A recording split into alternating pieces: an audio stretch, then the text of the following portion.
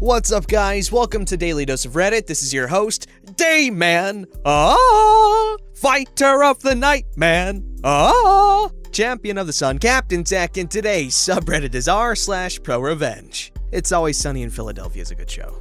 Alrighty, this story is called I Got Fired. Employers' lawyers should have done their homework. I did. This happened to me about 20 years ago, while in college. I am being deliberately vague because, reasons. Background. I got a job basically office sitting on weekends. I showed up at 8 a.m. and every hour I checked over things, handled the occasional phone call, and then left when the 4 p.m. person arrived. Most of the time, I read, watched TV, or played games on my laptop. In the year 2000? I probably worked no more than 10 minutes of every hour unless something went wrong. It went on like this for years. The pay was decent, holidays were double pay, and I even had opportunities to cover weekday shifts when others were sick. One day, while I was covering the midday shift, my boss asked me to come into his office. He told me that the evening weekday position was going to become available that night. He offered me the position, which I accepted.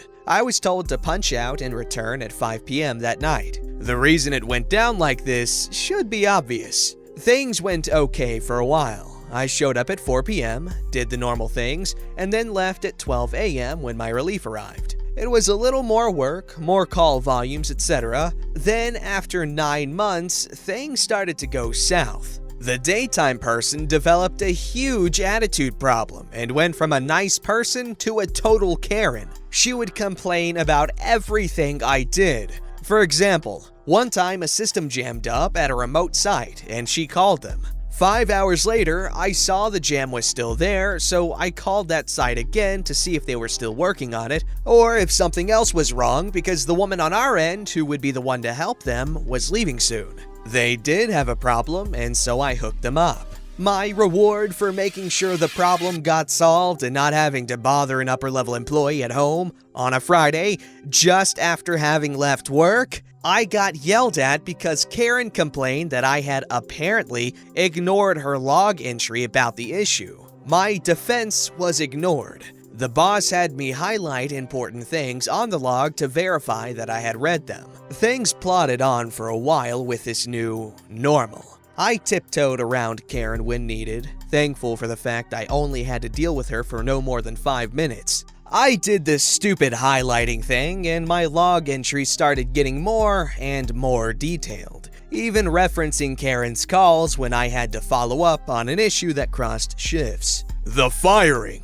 The following summer, just after I crossed year mark, I went on vacation to visit some friends out of state. When I got back, after about a week, my boss came down after everyone had left and had me describe how I did a certain task which involved certain updates. I explained to him how I did it and so forth. He then told me that I had not been doing it at all and that he was firing me. I had transposed the date code of the English file for the French file, which was the previous one. The newest one had already been applied anyway, so nothing was wrong. It was just a reason to get rid of me. So I left the office. My state is an at-will employment state, which means that I can quit at any time for any reason, and my employer can terminate me at any time for any reason. The only exceptions were state and federal laws such as race, religion, etc. I thought I was screwed, so I just started applying everywhere I could. During my job search, I happened to accidentally stumble upon a link about employment law. Out of curiosity, I read it and discovered that my employer had shot themselves in the foot. In the employee handbook, there was a job security clause. What this stated was that they would never lay us off and such if our jobs were eliminated. We would simply be retrained and sent to fill an opening elsewhere in the company. It sounds good, but it resulted in them cooking up reasons to fire people to get around it. But their fancy, high-priced lawyers had missed something. In my state's laws, the ones passed by the legislature, I was screwed because of at will. What they neglected was case law, the ones determined by our courts. This site cited a case from the state Supreme Court that had ruled that a job security clause waived at will on the employer side, turning it into a just cause relationship. This means that they had to have a real reason to fire me, the revenge. With that in hand, I sought out a lawyer.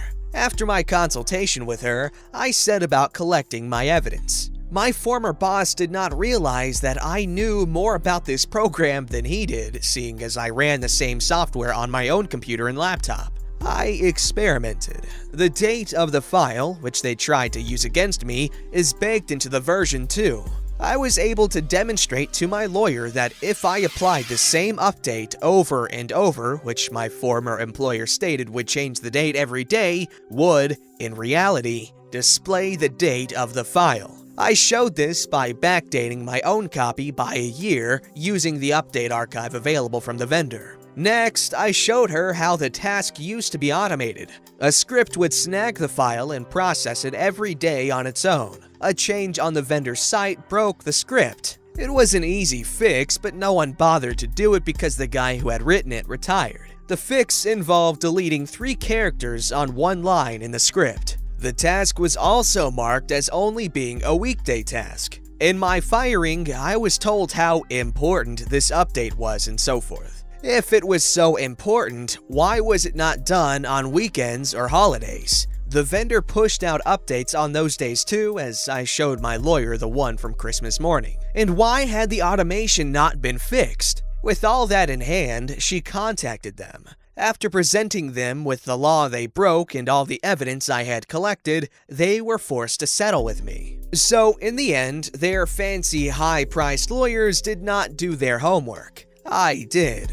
Thank you to the wonderful librarians I have known in my life who taught me my information literacy skills. They paid dividends in this case. Edit 1. Obviously, the terms of the settlement are confidential and, as far as I know, still in effect. It was a good portion of my salary, though. I did also get unemployment during this time as well. I never found out how the reaction went down, as the main corporate office that would have dealt with this was in another state, and I never had any contact with those people. I imagine a new handbook was issued before they cut my check though, so I feel bad for those who remained. Karen's fate was sealed about a year later. I saw a Facebook post by a former coworker mentioning that his job with them had ended, so I asked for details. The company experienced a huge loss in revenue. As a result, Karen lost her job as the site I had worked in was closed. Of about the 50 of us that worked in that office, only 10 or so were moved to another location. Thankfully, most of the ones I liked were old enough to retire. It did not take a genius to realize that my termination was simply a layoff disguised as a firing. Yeah, job security is a thing you gotta be careful about, because if you have all your eggs in one basket and you get fired, you're scradoozled, my friend, because not every company's gonna have dummy lawyers that are dummy dumbs. This one's called Track Me, You Hardly Know Me. Kidding, it's called Track Me. Sure, I'll comply, but not easy. I am not a native English speaker, so please excuse all the grammatical and spelling errors. Also, mobile user. So, my former workplace is trying to get a hold of me. About a year and a half after I quit, they gave me a job offer that turned out to be a whole other job. Bad for them. It seems that they have a problem with the Skatteverket, the Swedish IRS. I'm sorry if I pronounced that incorrectly. I was trying. It all started one day when the company told me that they were installing GNSS tracking in our vehicles. They blamed Skatteverket wanting to know that we did not use them when off the clock. Well, that's kinda true, but in fact, Skatteverket only wanted to know if we did, and if so, how much. When I pointed this out to my boss, he went off on an angry monologue, stating that us low-level workers couldn't be trusted, and finishing with that all we did was trifle away our per-work hours. So the statement from the company that they had no intention to follow us in real time was bullcrap. The problem for our company was that our union had already banned the practice of following us in real time, with a few exceptions. The tracking device installed was easy to Google and thereby even easier to figure out how to manipulate. The biggest concern was it was tamper-proof, so no on opening it up. Well, since it used GPS/GLONASS as the only source for positioning, there was a simple bypass. After speaking to an old colleague of mine from the military, I ordered an antenna, $150, a Raspberry Pi, got my former colleague to find a good software, and created a .gpx with a track going on every road in Malta. Thereafter, I set the device to start via the 12-volt in the car and to simply tell the shielded tracker that I was driving around in Malta. The effect didn't take long to show. After a week, the boss told me my vehicle needed service. It did not. I knew when service was due. Another week goes by and it suddenly needs something else I can't remember. Both times they needed the car to go to another city, even though our regular service station was in our town. After a month, I got another car. The company blamed it on something with the lease. After that, they didn't say anything at all to me about cars or anything else until the day I quit. Last day there, when dropping off my last things, the boss straight out asked me what I had done since everyone else's tracker seemed to work properly. I told him I had no idea what he was talking about and went outside and laughed my ass off. Leaving the premise, I met a coworker who had always been really nice to me. So for about 2 boxes of snus, he got the setup for me. Until today, I thought this would be a petty revenge on the company that tried to illegally follow my whereabouts. But apparently, they had sent in our tracking information to Skatteverket and, well, they had some questions. Either their records were lies and they needed to go over all the records from the company, or they had to get all the paperwork from doing business abroad in before July. The rumor spread real quick, and now the union also has a couple of questions, somewhere along the lines of, "So you could track your workers in real time? We haven't signed off on this." In conclusion, had they only been upfront and told everyone what they were planning and got the union in on it, I wouldn't have cared. No, they chose the other way of doing things. Those are some major ethical violations in my opinion. Like as soon as you're off the clock, employer needs to know nothing about you. Out, gone, get out of here. This story's called Good Luck Paying for the Car. So this isn't my story. It happened to a friend of a friend. So exact details are difficult to get, but this is what I was told. For ease of story and to hide identities, the names I will use are Jack and Jill. Bit of backstory. Jack and Jill had been going out for nearly 5 years by the point of the story. A year prior, Jill lost her job due to the company she worked for being liquidated. Money got tight for Jill, so Jack offered to help by covering her car payments, monthly installments, road tax, insurance, and fuel. So she could put the money she got to rent and utilities until she got a new job and was financially stable. Jack had a fairly decent job, so it wasn't a strain on his income. A year goes by and Jill is still unemployed, but not through rejections. She got lazy and just spent all day doing nothing around her house whilst Jack was at work. One day, Jack gets off work early and decides to surprise Jill on the way back home. But as he is approaching her house, he sees another car in her driveway. He parks on the street and sneaks up to the house and looks through the window to see Jill with another man. Jack was pissed, but he didn't burst in there. He walked away, got into his car, and drove off. When Jack got home, he did a little digging and found out who the guy was through Facebook, and found she had been having an affair for half a year with this guy. He was now really pissed off and wanted revenge, and he knew the best way to do it. This is where the revenge comes in. Jill loved her car, even though she barely used it. So what Jack did was stop all the payments that were going out of his bank account and put them onto her account, as the car was in her name and it was easy to do. As the payments had only just gone out, he had to wait for the end of the month for his revenge to unfold. The end of the month comes and Jill's bank card is declined at the shops. She calls the bank up to find out what is going on. and they tell her she has gone overdrawn because the car payment's going out of her account. Jill phoned Jack and asked why the payment is coming out of her account and not his. Jack coldly replied, "'Cause I know you cheated on me and I'm not gonna pay for my ex-girlfriend's car," and hung up. Fallout of the revenge. She tried to get Jack to pay for the car, even got lawsuits involved. But as she was the sole owner of the car, it was declared he had no legal responsibility to pay for her car. As she couldn't afford her road tax or insurance, she couldn't drive the car, and eventually she got so far behind in the payments, the car was repossessed. To pay the debt, she had to get a minimum wage job, and now takes the bus to and from work. Man, stories like these make me feel really bad because she was dependent on him and she still cheated on him. What an idiot. But honestly, the biggest red flag is when she was perfectly okay with leeching off of him for that long without even putting any effort toward getting a job. Jeez, at least she got what was coming to her. Crippling debt.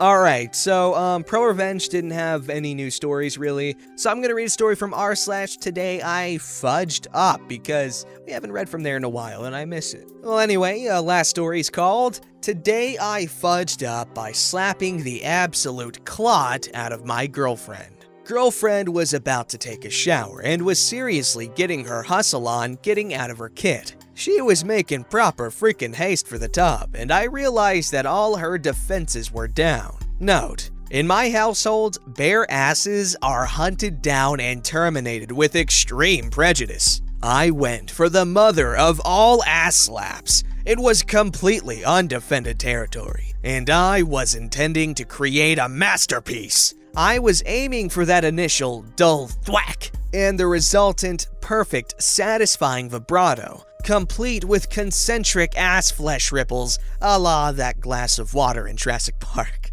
I made contact and immediately discovered the reason for her hurry. My girlfriend was on the second day of her period. I learned the term arterial spray from Dexter and have now found its southern companion.